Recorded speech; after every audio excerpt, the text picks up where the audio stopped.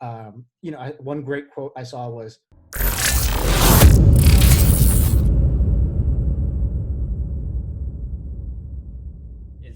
Are you seeing unrest and protesting and looting where you live? I'm seeing it because I'm just glued to Twitter, Me and too. I'm just scrolling, and I can't believe my eyes. And it is so sad. There's so many different things going on at the same time, and then the shitty part about that to me is that everybody pulls a different meaning away from it. So like, if your bias going in is um, if you're racist in one way, you're going to look at this and say, "Oh man, they're rooting and they're looting and rioting, and this is awful. What did those small business owners do? Why are they getting their stores smashed?" And then if you're somebody else and you're looking at this, you're like, "Dude, people are sick of it. They've hit their breaking point because this has been going on for so long, this police brutality, and I totally understand what's going on." And then other people are looking at it and they're sort of like, "Hey, why are these other malicious groups kind of hijacking the movement and just inciting violence?" And Antifa, or some people believe Russia, China, whoever it is, who's dropping these pallets of bricks off, trying to bait people into violence. And some people are just trying to make the world burn. And so there's all these things mixed together, and I think whoever you are, you're going to select the evidence that supports your feeling, and you're just going to get stronger. You're just going to see more evidence towards your view, and it's going to make people more divided. My friend shared something, and it was like 4 circles, and it was like, I'm pissed off about the racism in our country, and Black Lives Matters has a point. I'm pissed off that businesses are getting ruined. This is not the right way to do it. I'm pissed off at the police because I think most of them are good, but a few bad cops ruin shit for everyone. And then I forget the 4th one. And then it was like at the center, all the circles had a little bit of everything. And like, you can be here. And I was like, that's how I feel. I'm angry at, it's sad. And so what was the 4th one? What's the 4th circle? I don't know what the 4th one was. Let's see. It was really great though. Did you happen to see this go around? I didn't see that, but no, that explains like exactly how I feel, and how many people feel. And I think it's really crazy. There's a whole bunch of things that you hear or you learn from these experiences where you're like, oh, that is a sort of a nugget of wisdom, or a bit of empathy that I didn't have before. And so, when you see people that are, one great quote I saw was, when you have 1,000 good cops and 10 bad cops, but the good cops don't police the bad cops, then you have 1,010 bad cops. And, I believe that. And then that sort of applies to my life too. Like anytime I sort of stand by and do nothing while injustice is happening, that makes me sort of complicit in my own way. Right. And, I think about little minor examples of that in my own life. And then, it was George Floyd's death was murder, and the police should be held responsible. I think most cops are good, but police departments are corrupt, and there are some bad cops. Looting businesses and destroying property is immoral, and it hurts the cause. I empathize and I agree with Black Lives Matter protester and believe in them and their right to be heard. And then right in the middle was like, I am here, and this is sad. Right. Yeah, it's really crazy. And I know people don't listen to this podcast to hear talks about socioeconomic issues and racism and whatnot, but this I think affects everybody. This is very different than anything that's happened in my lifetime, where you have riots breaking out across the nation, all simultaneously, and things really do feel like they've hit a breaking point for many reasons. I think also the fact that people were pent up at home for the last 3 months, I don't think that helps necessarily, because that's a sort of a bunch of just water boiling over, at a certain point as well. I agree. I agree. I don't even love discussing this stuff because I don't think about it a lot. And I also I try to talk about the positive, but let me bring something up that I don't think I have brought up. And I want to hear your opinion. So this doesn't matter and it doesn't change. I don't think it should validate or not validate anything I say. So my wife's Black, my family's Black, I'll have Black children. And this was the first time, or half Black or partially Black children. This was the first time that I was at my house with Sarah, my wife, and she broke down. She was like, I don't know how, she's like, I don't know where I fit in on this, because she's a successful Black woman. She's like, I haven't had a lot of racist stuff happen to me, or if any, and it was, and she's like, but it was just a total mind fuck, because I'm like, fuck, how am I supposed to, I didn't know what to feel. I was like, I don't know what to do. And it was incredibly exhausting. you're Indian. Do you consider Yeah. yourself white or not white or No, what? definitely don't consider myself white. And nor does anyone who sees me thinks I'm white. Well, But I don't know. Like how no, how do you but I feel? get what you mean in the sense of like in some ways like do you feel that you're privileged or prejudiced against? I think that's a different way of looking at it. And like my sister, so I was born in Tulsa, Oklahoma, which is like not the most open-minded and racially friendly place.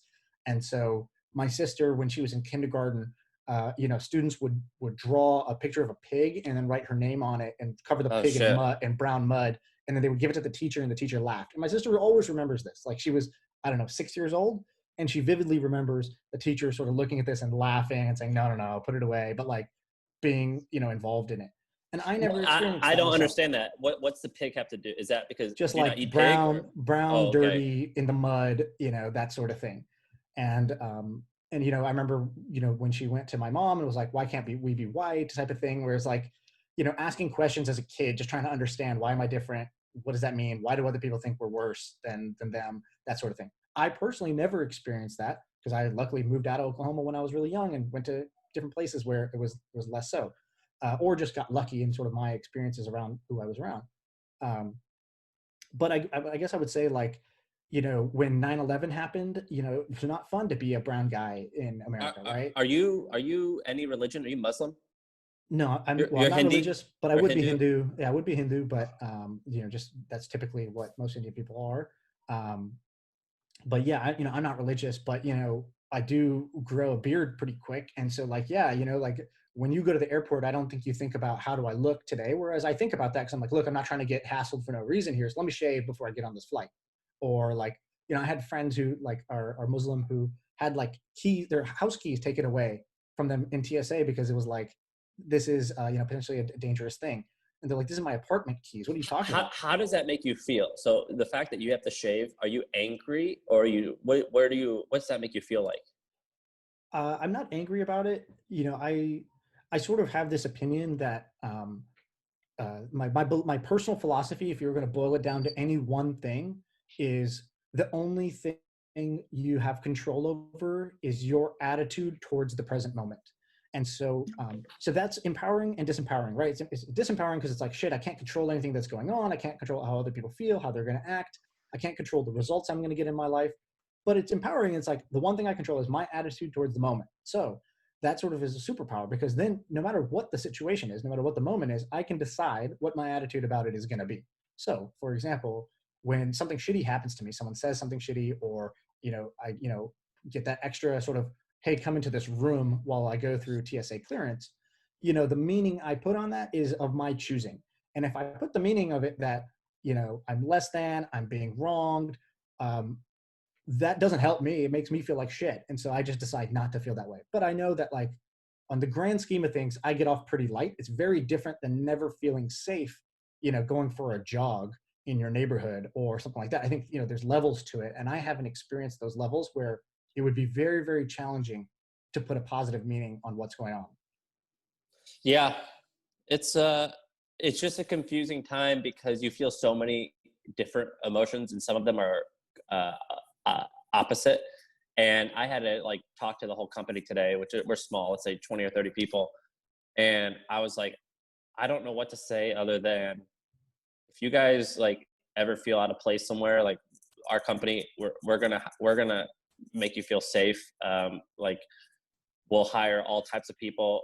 We like and I wasn't sure if that felt like weak or like oh like barely anything to be Right. done. But I was like I don't know how to fucking handle this other than you're safe here. But Yeah, I think that's the right approach because it's not about having the answer or the wisdom or the most heartfelt thing and the best speech, but like I think it is important if you're the leader to show up as a decent human being in that moment and just say, "Look, I understand. I'm also feeling this crazy mix of emotions.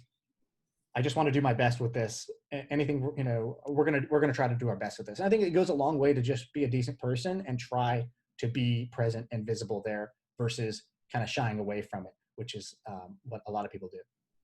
yeah, it's crazy. And I have a feeling once I have children, my opinion is going to change a lot. Like, or not my opinion, but I think I'll learn a lot.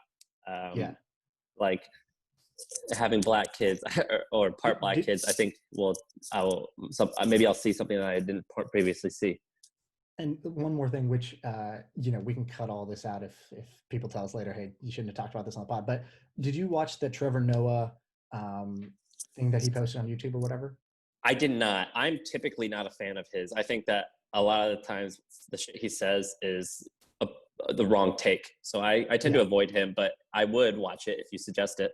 I avoid him because I don't think he's that funny. But I did watch this thing, and you know, he brings up like what's going on. He's like, yeah, a lot of people are looking at what's going on and saying, well, this isn't right either, right? Of course, police should not murder citizens. That's wrong. But also rioting and looting and destroying things is also not right. And what his point was, which I think made me better understand what was going on, his point was like, you got to think about this. What is society? You know, society is essentially a contract. It is an agreement amongst a group of people of here's what's right and wrong of how we're going to act. Here's the behaviors that are tolerated. Here's the behaviors that are not tolerated.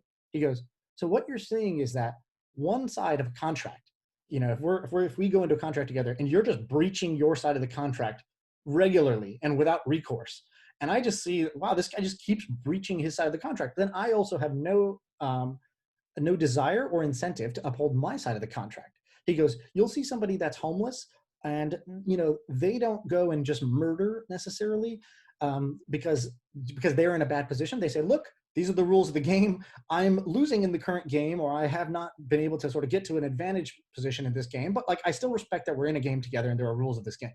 He goes, what you're seeing now is that a group of people, you know, black people in America, feel like the contract has just been breached over and over and over again, where they're, you know, unnecessary and unjust violence against us.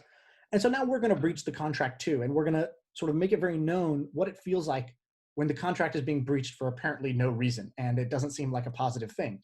And so that made me look at, you know, when somebody is either protesting, whether it's peacefully or not peacefully, when somebody's rioting and they're creating a sort of unsafe environment for all, it's sort of, I don't know, it sort of explain to me why somebody would behave that way. It's because if you feel like the other party's just terminally breached the contract and then there's no recourse, then it's like, I'm going to terminally breach the contract and we'll see how it feels. And now both sides feel what it's like when the societal contract gets totally breached. And let's see if that gets your attention.